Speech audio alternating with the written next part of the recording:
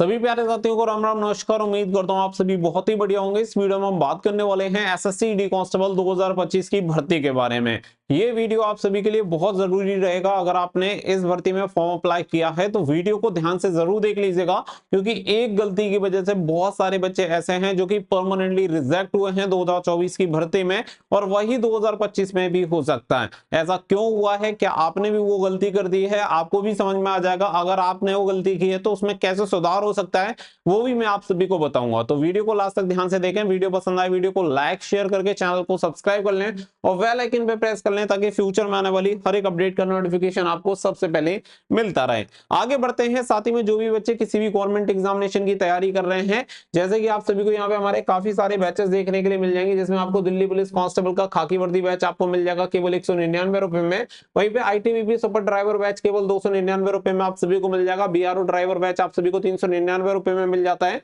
एसएससीजीडी केवल 99 रुपीज में आपको मिल जाएगा, और टीए आर्मी का 199 में आपको बैच मिल जाएगा। अगर आप इनमें से किसी भी एग्जामिनेशन की तैयारी कर रहे हैं तो आप इस बैच में एनरोल कर सकते हैं। लिंक आपको वीडियो को डिस्क्रिप्शन में दिया गया है। सिंपल आपको study for dreams 2.0 application download करना है, वहां पे आप सभी को ये बैचेस मिल जाएंगे।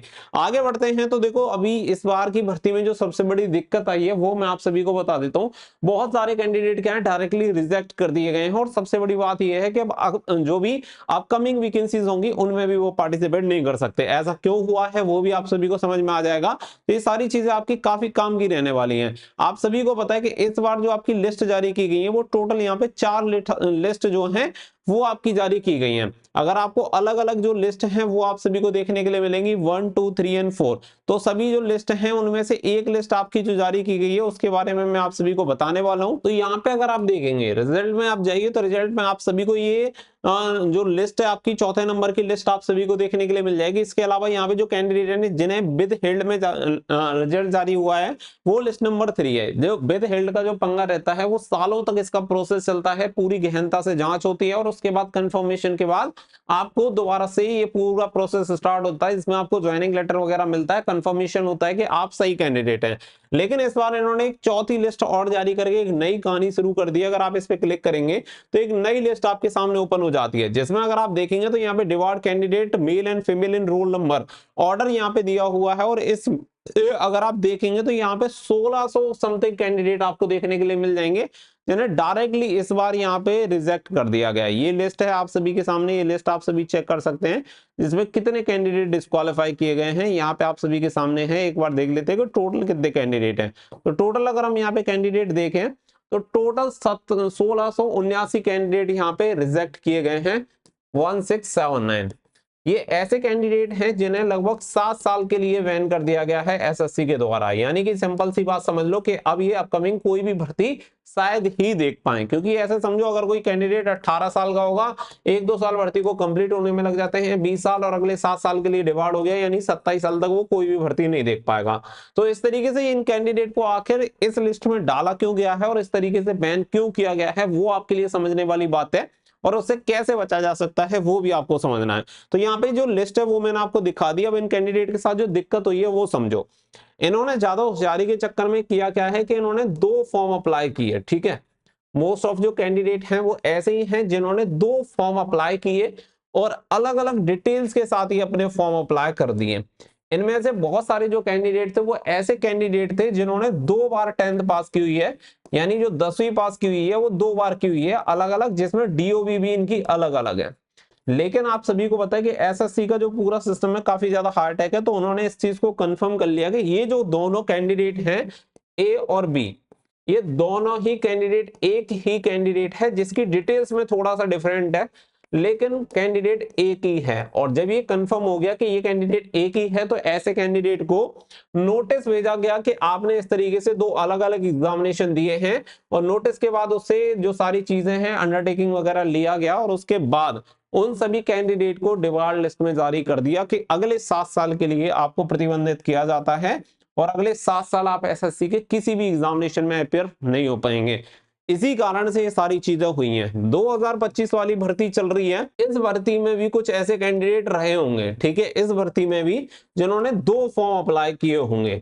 अगर आपने गलती से भी 2 फॉर्म अप्लाई कर दिए तो याद रखिएगा कि एग्जाम केवल एक का ही देना, जिससे आप भर्ती होना चाहते हो उन्हीं वाले डिटेल से।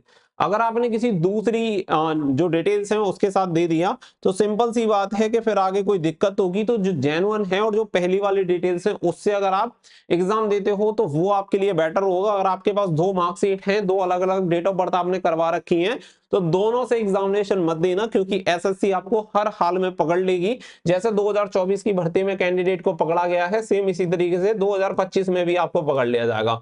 और पकड़ने के बाद जो अंजाम होगा वो यही होगा कि अगले 7 साल के लिए आपको कर दिया जाएगा बैन। ये जो चीजें हैं हर बार कैंडिडेट को समझाई जाती हैं, लेकिन बहुत बच्चे ऐसे हैं जिन्हें लगता है कि नहीं हमें कोई पकड़ नहीं सकता, हम बहुत ज्यादा शातिर हैं। लेकिन आप कितने भी शातिर हो भाई, हर चीज बहुत हाईटेक तरीके से काम करती है, उनके पास बहुत सारे संसाधन हैं जिससे वो आपको पकड़ सकते हैं। तो ऐसी गलती आप बिल्कुल मत करो। अगर आपने 2025 के फॉर्म में ऐसी गलती कर दी है तो एक फॉर्म के लिए ही आप एग्जाम देने जाना, दूसरे के लिए देने मत जाना। मोस्ट ऑफ कैंडिडेट के तो एप्लीकेशन जो फॉर्म होते हैं, जब अगर 2 डेटा मिल जाते हैं तो एक फॉर्म को रिजेक्ट कर दिया जाता है।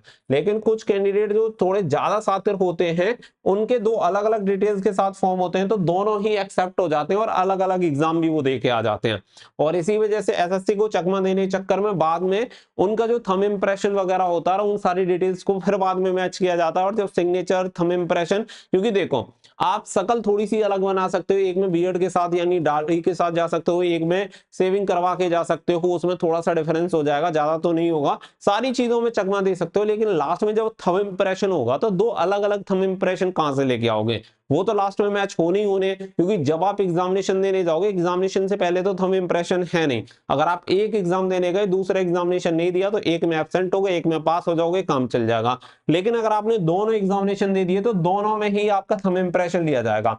और जब ये वाली डिटेल्स आगे जाके मैच करेगी तो वहां पे क्लियर हो जाएगा कि आप एक ही कैंडिडेट हैं जिसने एग्जामिनेशन 2 बार दिया है, और ऐसे ही कंफर्म होते ही आपको उस वाली लिस्ट में ही शामिल किया जाएगा। तो ये गलती कोई भी बच्चा मत करना, ये आप सभी को मैं क्लियर समझा दे रहा हूं। बाकी की जो चीजें हैं वो मैंने आप सभी को बता दी है। अगर आप किसी भी इन एग्जामिनेशन की तैयारी कर रहे हैं तो लिंक आपको वीडियो का डिस्क्रिप्शन में दिया गया है, वहां से जाके आप तैयारी कर सकते हैं। फिलहाल के लिए बस इतना ही, तो मिलेंगे नेक्स्ट वीडियो में। तो थैंक यू फॉर वॉचिंग। जय हिंद, जय भारत।